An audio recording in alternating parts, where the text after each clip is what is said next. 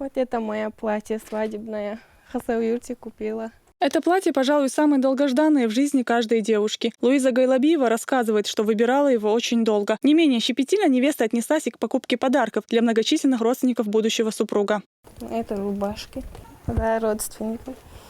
Обычная предсвадебная суета обычной чеченской девушки в один миг стала поводом многочисленных сплетен. О предстоящем браке Луизы Гайлабиевой и Нажуда Гучигова сегодня знают не только в республике, но и далеко за ее пределами. А началось все вот с этой фотографии, которая мгновенно распространилась по социальным сетям. Авторы сообщения утверждали, что девушку насильно выдают замуж за человека, который старше нее на 40 лет. Конечно, без внимания на такую новость не оставили различные СМИ, которые ради рейтинга и громких заголовков не брезгуют даже непроверенной информацией. «Новая газета» рассказала о 17-летней Хиде Гайлабиевой, на которой захотел жениться 57-летний руководитель Нажаюртовского РОВД Чечни Нажуд Гучигов в обход запрета Рамзана Кадырова на браке с несовершеннолетними. Родственники отказались выдавать дочь замуж для того, чтобы они не вывезли ее. Полицейский выставил посты по всему селу. Если верить журналистам, блокпосты, которые установил начальник РОВД Нажуд Гучигов, расположены при выезде из села Байтарки. Однако ни наша съемочная группа, ни федеральные коллеги с Live News, ни правозащитники найти их так и не смогли. Приехали и осмотрели, поговорили с жителями местными. Они говорят, как пишут там, такое страшное, что оцепление, что мы свободно ездили, свободно опрашивали, свободно говорили.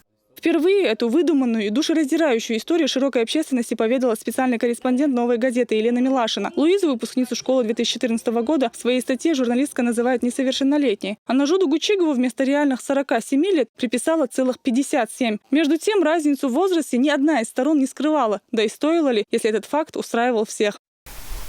Мужественный, надежный, поэтому... В семье Гайлабиевых 3 дочери. Макка, мать невесты, рассказывает, что новость о предстоящем браке младшей была неожиданной, но приятной. Девушка согласилась, поэтому я тоже согласилась. Мы все рады. Макка рада, и мы все рады. Да, я знаю, что он был женат, что у него дети от первого брака. Но так сложилось, что я теперь выхожу за него замуж. Раз приехали люди свататься, а мы сказали им, сначала мы будем просить матери, потом дочки. Если согласие, мы слово дадим. Если нет согласия, нет. Потом повторно приехали, мы просили девушки, матери, они согласны. Раз они согласны, мы дали ответ, мы согласны. Тут это сплетни, через телефон вот эти пропускают всякие ерунду. Это неправда. Раз мы дали слово, согласие девушки, согласие матери, а что, больше что? Ничего не надо. Все.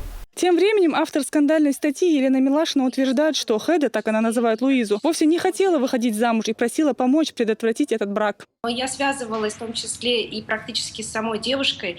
Я точно знаю ее позицию. Самой девушке, как я понимаю, никто не говорил, хотя она таким образом, в том числе и через меня, и через социальные сети, пыталась обратиться за помощью лично к Рамзану Кадырову. Ее мнение так до сих пор публично и не прозвучало в этой ситуации. Согласно чеченскому менталитету, о предстоящей свадьбе в доме невесты в присутствии мужской половины говорить не принято. Девушка в знак уважения старается избегать их присутствия, поэтому вполне понятно, почему ее мнение до сих пор никто и не услышал. Не привыкшая к такому вниманию со стороны СМИ, Луиза и с нашей съемочной группой общалась с большим трудом. В беседе с правозащитниками она сказала, что ни с кем из журналистов по телефону никогда не говорила.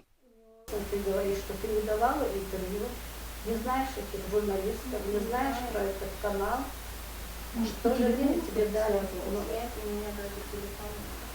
С нею на связь не выходили журналисты из-за пределов республики, не приезжали и не общались. С ней не общалась Милашина с «Новой газеты», с ней не общались телеканалы «Дождь». Точно так же она опрашивала своих подруг, действительно близких подруг, которые не имеют к этому никакого отношения. Как мы знаем, в горных селах особенно сохранились традиции и обычаи. И в чеченских семьях не принято выносить то, что говорится личное, выносить на обсуждение всем. А в этом отношении, не говоря уже о тех законах, которые у нас есть в республике, не говоря о законах нашей страны, нарушено частное право и семейное право этой семьи. Что взрослые, что эта девушка говорят. Не вмешивайтесь в нашу личную и частную жизнь. Вы разрушаете нашу семью, вы разрушаете наше будущее. В эту историю не мог не вмешаться глава Чечни. Он отправил в селение Байтарки свои доверенные лица, которые объективно разобрались в этой казавшейся запутанной ситуации. Как выяснилось, эта свадьба для «Новой газеты» стала всего лишь очередным поводом выставить регион в неприглядном свете.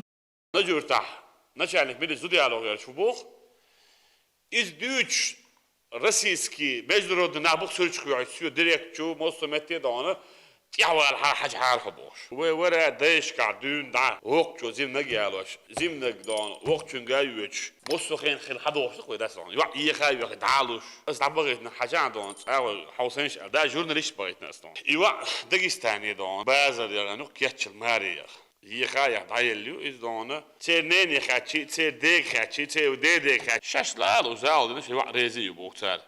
В своих высказываниях журналисты, сгущая краски, прибегают к словосочетаниям, которые никогда не были характерны для чеченского общества. Кроме того, ищут в этой истории политическую подоплеку, вмешивая в нее главу региона, пытаясь подорвать авторитет республиканских властей. К этому нужно относиться как к преступлению, которое предусмотрено законом о СМИ, о причинении тяжкого вреда, морального вреда. И, кстати, не только Гучигову, не только невесте и ее семье, и, так сказать, тем, кто живет в их районе, вот, на Жаютовском районе, да, а всему чеченскому народу.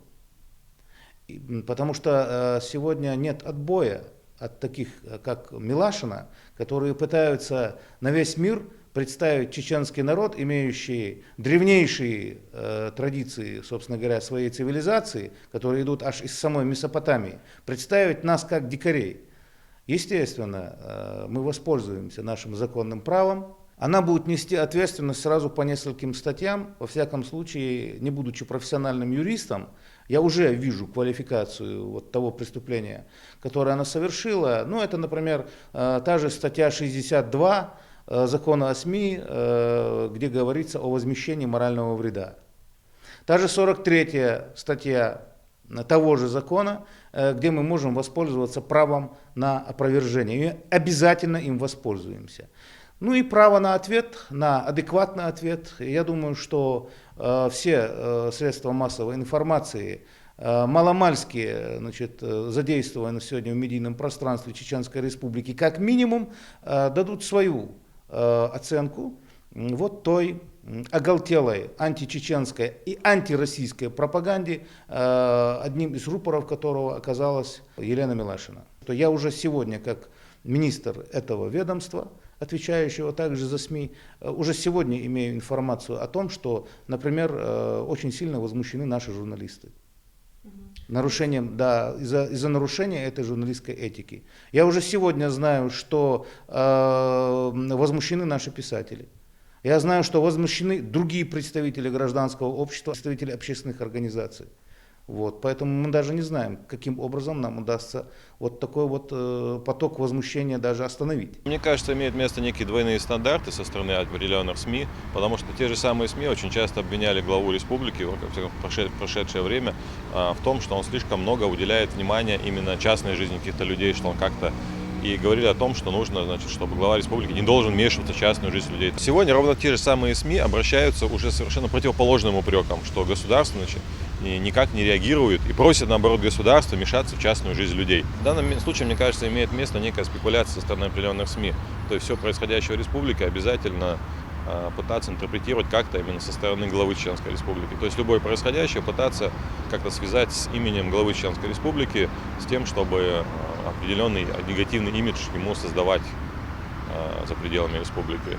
В разговоре с ведущим телеканала «Дождь» Елена Милашина обвиняет Рамзана Кадырова в том, что он, разрешив брак с несовершеннолетней, нарушил закон. Однако сама же приступает его черту, оскорбляя честь и достоинство сразу нескольких человек, что является уголовно наказуемым, согласно статье 128 Уголовного кодекса России. Ну, которые это пишут в интернете, лучше им остановиться. Нам уже это надоело, мы думаем, что на них уже суд подать. Нелепость обвинения о нарушении прав девушки как некоторых правозащитников, так и СМИ очевидна. Если бы и первые, и вторые так беспокоились за регион и ее жителей, то наверняка бы знали, что именно здесь и именно по поручению Рамзана Кадырова активно ведется работа по укреплению института семьи. По поручению главы Чечни запрещены ранние браки. Кроме того, поддержку общественности получило его решение о запрете старинного обычая умыкания невест. Сегодня по этому поводу выезжали работники управления по правам ребенка Чеченской Республики. Данный слух не соответствует с действительностью. Побеседовали с их родителями, с их родственниками. Действительно, они у этой девушки очень большой и достойный род. Тем более такие слухи, они наоборот восприняли это как оскорбление. В отличие от других республик, в нашей республике такие подобные случаи пресекаются законом. Мы все свидетели тому, что буквально в 2012 году еще запретили умыкание девушки главы Чеченской Республики Рамзана Ахматовича.